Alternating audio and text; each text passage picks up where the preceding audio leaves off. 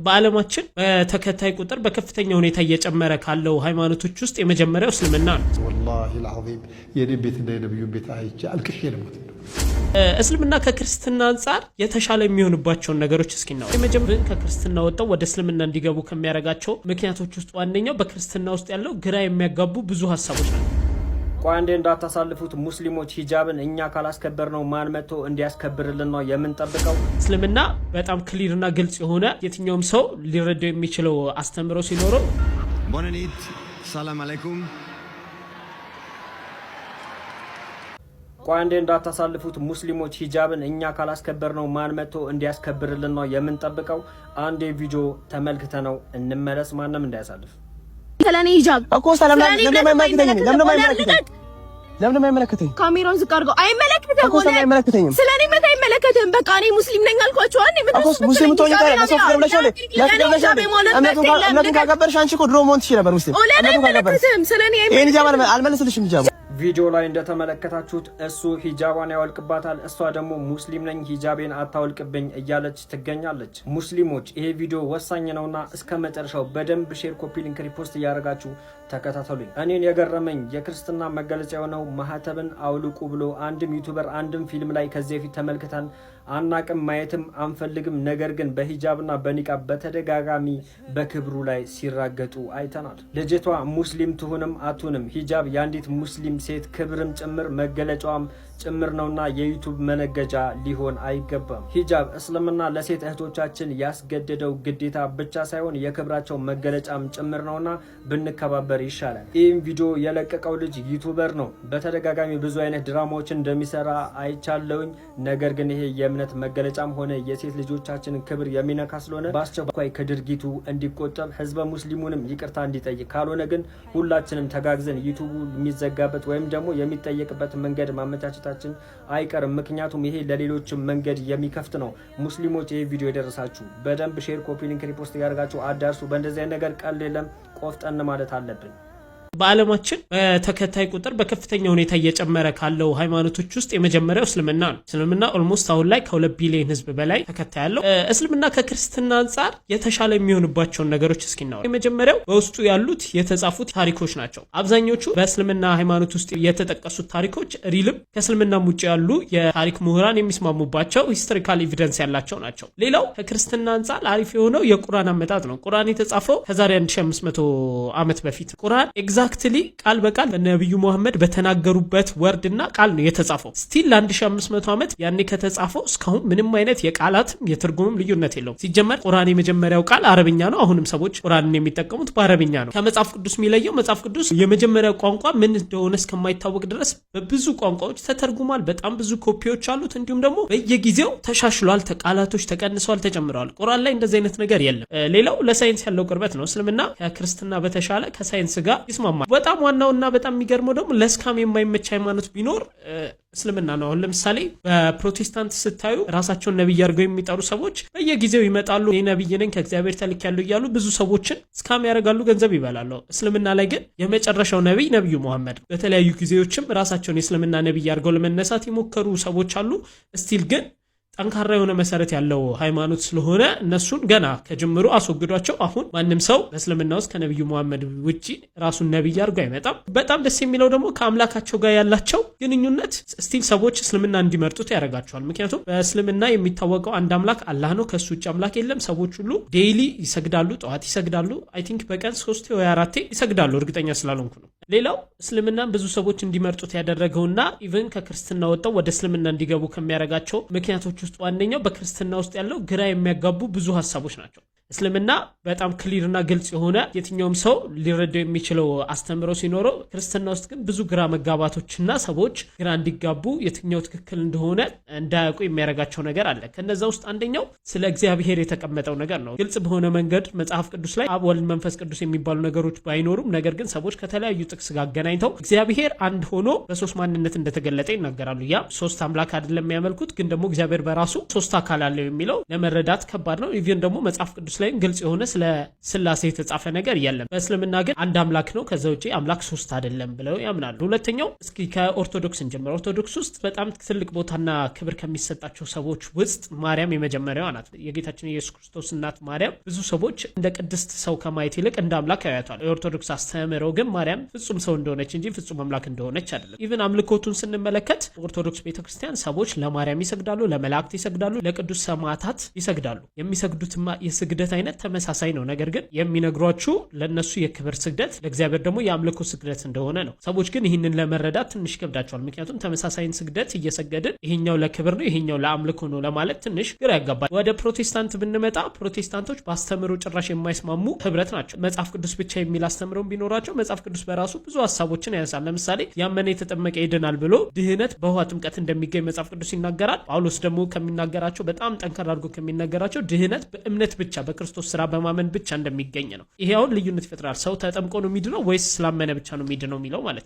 መጽሐፍ ቅዱስ ሰዎች በስራ እንደሚጸድቁ ይናገራል። አትሰሲም ታይም ደግሞ በክርስቶስ ስራ በማመን ብቻ እነሱ ምንም ሳይሰሩ እንደሚጸድቁ ይናገራል። እስልምና ጋር ግን እያንዳንዱ ዲቴል በቁርአናቸውና በሐዲሳቸው ላይ ተጽፏል። ይሄን ብታረጉ ባታረጉ ተብሎ ግራ የሚያጋባ ነገር የለም። ሁሉም ዲቴል ህጎች በቁርአንና በሐዲሶች ላይ አሉ። እኔ በየትኛውም ሃይማኖት አላምንም። ጀስት ግን አሁን የነገርኳችሁ ሂስቶሪካል ያለውን እውነታ ነው። ወላሂ አልዓዚም የኔ ቤትና የነብዩን ቤት አይቼ አልቅሼ ልሞት ነው። ዲያ አላህ መልእክተኛ ሰማይን በእግሩ የረገጠ ትልቅ ሰው እንደው አጂብ እኮ ነው። ሱብሃንአላህ የአላህ ነገር በእኛ ዘመን በተለይ አሁን ባለንበት ተጨባጭ ላይ የእውነት በቃ ልብ የሚያነሳሳ ነገር ምንድን ነው? ወመሳኪነ ጠይባ ጥሩ መኖሪያ ቤት ሁሉም ሰው የሚመኘው አሁን አዲስ አበባ ነዋሪዎች አብዛኛዎቹ የሚመኙት ነገር ቢኖር ጥሩ ቤት ነው። መንግስትም አስቦበት የሚቀጥለው ፕሮግራማችን ላይ 1,500,000 መኖሪያ ቤቶች እዚሁ አዲስ አበባ ላይ ሰርተን ቤት አልባ ለሆኑ ሰዎች እንሰጣለናል። ጥሩ ቤት ማንም ሰው ነው የሚፈልገው፣ ሁሉም ሰው ነው የሚፈልገው።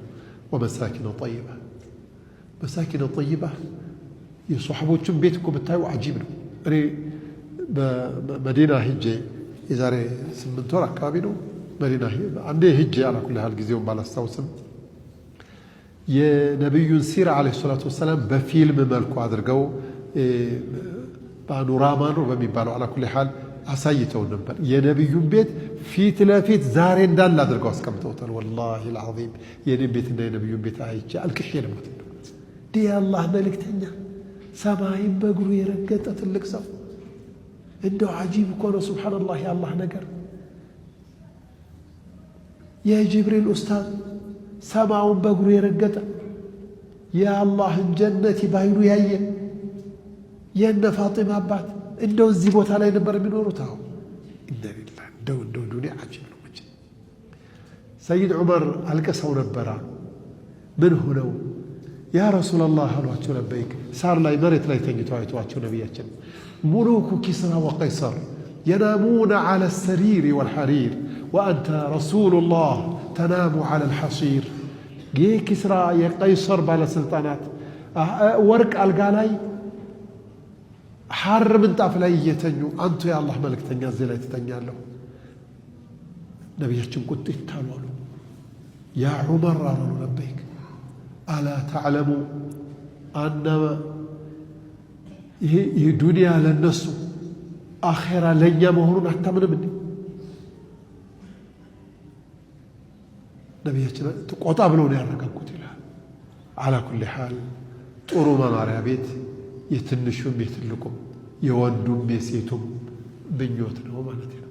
አላህ ለሙእሚኖቹ መሳኪነ ጠይባ ጥሩ ቤት አዘጋጅቻለሁ ፊ ጀናት ዓድንን ዘውታሪ የሆነው ጀነት ውስጥ ነው ይህንን ያዘጋጀሁት አለና ወሪድዋኑ ሚነላሂ አክበር ከአላህ ጋር መዋደድ ረዲየላሁ ዐንሁም ወረዱ ዐንህ መባል አክበር በጣም የገዘፈ ነው።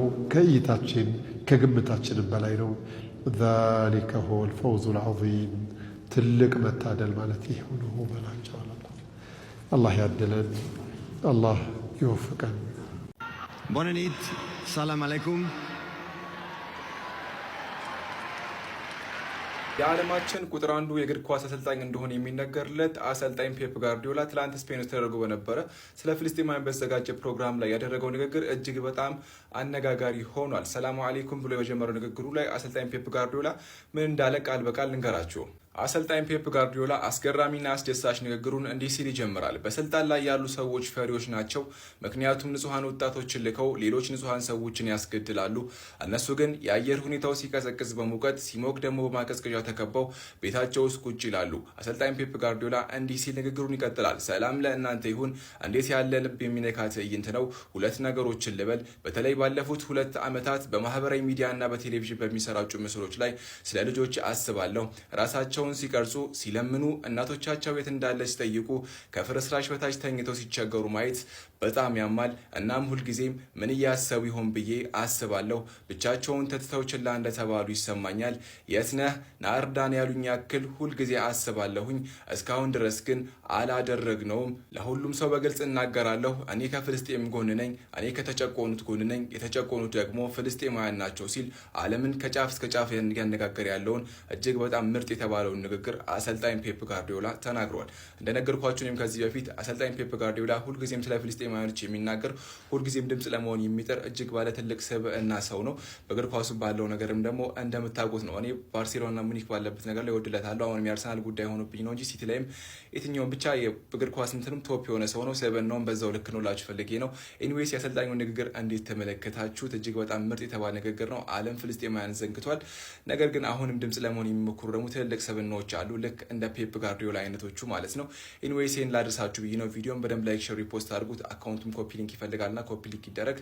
በተረፈ ሰላም አለይኩም፣ ይመቻችሁ። ዛሬ ለየት ባለ ኤፒሶድ ነው የመጣውልህ አዚዝ አልሐሰን። ረመዳንም እየመጣ አይደል? አሁን ለሩሃችን የሚሆን ነገር ይኖረን። እስኪ በየቀኑ በመቶዎች የሚቆጠሩ መልእክቶች በስልካችን ይደርሱናል፣ በዋትሳፕ፣ በኢሜል፣ በተለያዩ ሶሻል ሚዲያዎች። አብዛኞቹ ለሰዎች በጅምላ የተላኩ በመሆናቸው በፍጥነት እናልፋቸዋለን። ግን እስኪ አዚዝ አልሐሰን 1400 ዓመታት በፊት የተጻፈውን መጽሐፍ ገልጠህ በድንገት አንዲት አያ ለአንተ ብቻ ተብላ እንደተጻፈች ተሰምቶ ያውቃል? ለሰው ልጅ በጠቅላላ ሳይሆን አንተ አሁን ላለህበት ሁኔታ ማንም ለማያውቀው የልብ ስብራት ተብሎ የተላከ መልእክት። ችግሩ አዚዝ አልሐሰን ቁርአንን እንደ ታሪክ መጽሐፍ ወይም እንደ ህግጋት ስብስብ ማየታችን ነው። እውነታው ግን ቁርአን በጣም የግል የሆነ መልእክት ነው። በዚህ ተከታታይ ዝግጅታችን ይህን አመለካከት ሙሉ ለሙሉ እንቀይረዋል። ዓለም ሁሉ ያልተረዳ ሲመስልህ ያሰብከው መልካም ነገሮች ሰዎች ክፉ አድርጎ ሲተረጉሙብህ ቁርአን ብቻህን አይተውህም። ያቺን በታላቅ ብሶት ወደ ነቢዩ ሰለላሁ ዐለይሂ ወሰለም የመጣችውን እንስት ታስታውሳለህ? አዚዝ አልሐሰን ቁርአን እንዲህ ሲል ወረደ፣ ቀድ ሰሚዐ አላሁ ቀውለ ለቲ ቱጃዲሉከ ፊ ዘውጂሃ። አላህ ያቺን በባሏ ነገር የምትከራከርህን